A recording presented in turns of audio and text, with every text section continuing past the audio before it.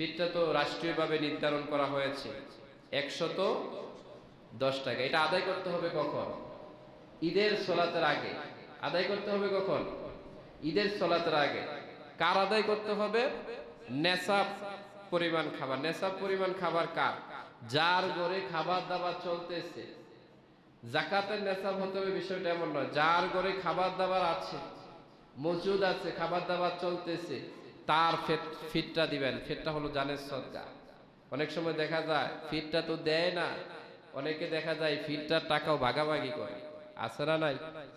তো প্রিয় ভাইয়েরা, এরপরে দেখা যায় এই কিছু মানুষ আছে ফিতরা দেয় উপরে নিচে। উপরে নিচে বুঝেননি? উপরে নিচে হচ্ছে মনে করেন যে বাবা, সন্তান, নাতি, আবার উপরে হচ্ছে বাবা, দাদা, বড়াব্বা, যেমন মনে করেন যে ইউরোপ কান্ট্রিতে গেলে স্পাউস ভিসা যেভাবে হয়, মনে করেন যে আপনি গেলে আপনার সন্তানকে নিতে পারবেন, আপনার স্ত্রীকে নিতে পারবেন, কিন্তু আপনার বোনকে নিতে পারবেন না, আপনার ভাইকে নিতে পারবেন না। এটা এক্সট্রা রিলেশনশিপ দিতে হয়, এটা হয় না। কিন্তু আপনার স্ত্রীকে স্পাউসে ইজি হয়ে যায়, ঠিক না? তো অনেকে দেখা যায় যে নিজের ছেলেরে বাপের যাকাত দেয়, এরকম আছে না নাই? ফিতরা দেয়। এই ক্ষেত্রে যাকাত দেওয়া যাবে, ফিতরাটা দেওয়া যাবে না। ফিতরাটা দিতে হবে এই বন্ধনের বাহিরে। এই নিচে উপরে যে বিষয়টা বললাম, এই বন্ধনের বাহিরে আপনি ফিতরাটা দিতে হবে। ফিতরাটা আবার টাকা দিয়ে দিতে বলে নাই। ফিতরা বলছে গম দিয়ে দেওয়ার জন্য, জব দিয়ে দেওয়ার জন্য, কিশমিশ দিয়ে দেওয়ার জন্য, খেজুর দিয়ে দেওয়ার জন্য, চাল দিয়ে দেওয়ার জন্য। ঈদের আগে সাহাবায়ে কেরাম যখন ঈদগাতে যেতেন, গরিবরা দাঁড়িয়ে থাকতো এই ফিতরার মাল আনার জন্য। দেখা যাইতেছে কেউ খাবারের যত বস্তু আছে এক একজন এক একটা দিয়ে দিতেন, কিন্তু আমরা তো গণহারে 110 টাকা দিতেই থাকি। 110 টাকা সবার, কিন্তু 110 টাকা সবার 110 টাকা না। 110 টাকা হচ্ছে সর্বনিম্ন স্তরে দরিদ্র সীমায় যে আছে তার। সর্বনিম্নে দরিদ্র সীমায়, মাসালা বলবো, কিছু মাসালা বলবো না, কষ্ট হচ্ছে? সর্বনিম্ন দরিদ্র সীমায় যে আছে তার জন্য হচ্ছে 110 টাকা। এরপরে আপনার আরো বাড়বে। তারা হয়তো 110 টাকা যেটা চাল কিংবা গম দিয়ে নির্ধারণ করছে, আপনি চাল গমের চেয়ে আরো দামি যে খাবারটা আছে ওইটা দিয়ে আপনি দিবেন। এইভাবে করতে করতে কতটুকু নিচ্ছে? রাষ্ট্রীয়ভাবে সর্বোচ্চ নিয়েছে 2800 টাকা পর্যন্ত।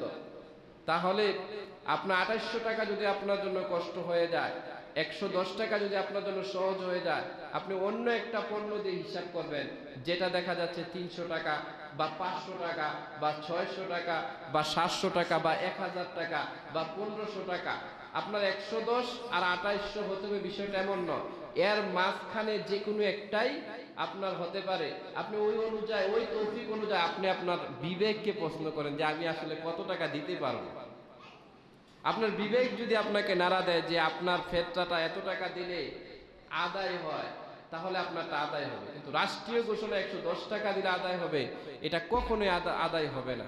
কারণ 110 টাকার ফিতরার মানুষ আপনি না, ঠিক না? 110 টাকা আপনি চা দোকানে গেলে খাইয়া ফেলে, কথা ঠিক না? তাহলে আপনার ফিতরাটা কি করতে হবে? আরো বাড়তে হবে, আরো বাড়তে হবে। যদি পণ্যের হিসাব না জানেন, আপনি যদি আনুমানিক চিন্তা করেন যে আমি তো 1000 টাকা করে দিলেও আমার কষ্ট হবে না, আপনি 1000 টাকা করে ফিতরা দিবেন, ঠিক না? এরপরে নিকট আত্মীয় যারা আছে তাদেরকে আপনি কিছু হাদিয়া তোহফা দিলেন। আমাদের দেশে তো মনে করেন যে এটা একদম প্রচলিত রীতি যে শ্বশুর বাড়ির থেকে ইফতার আসতেই হবে। শ্বশুর বাড়িতে ইফতার না আসলে স্ত্রীর সাথে খুব অবস্থা খারাপ, ঠিক না? আবার কিছু কিছু জামাইরাও শ্বশুরের পাঞ্জাবি, এরপর শাশুড়ির কাপড়, এটা দিতে হবে, বাধ্যতামূলক করে ফেলে। এরকম আছে না নাই? এমন টেন্ডেন্সি রাখা যাবে না। ইসলাম হচ্ছে ব্যালেন্স, ভারসাম্যপূর্ণ। তৌফিক থাকলে আপনি দিবেন, তৌফিক না থাকলে আপনি দিবেন না। আপনাকে জোর করবে না, আপনার তৌফিক যতটুকু পর্যন্ত আছে আপনাকে দিবেন। কারণ ধনীদের জন্য একটা জান্নাতের গেট আছে, ঠিক কি না?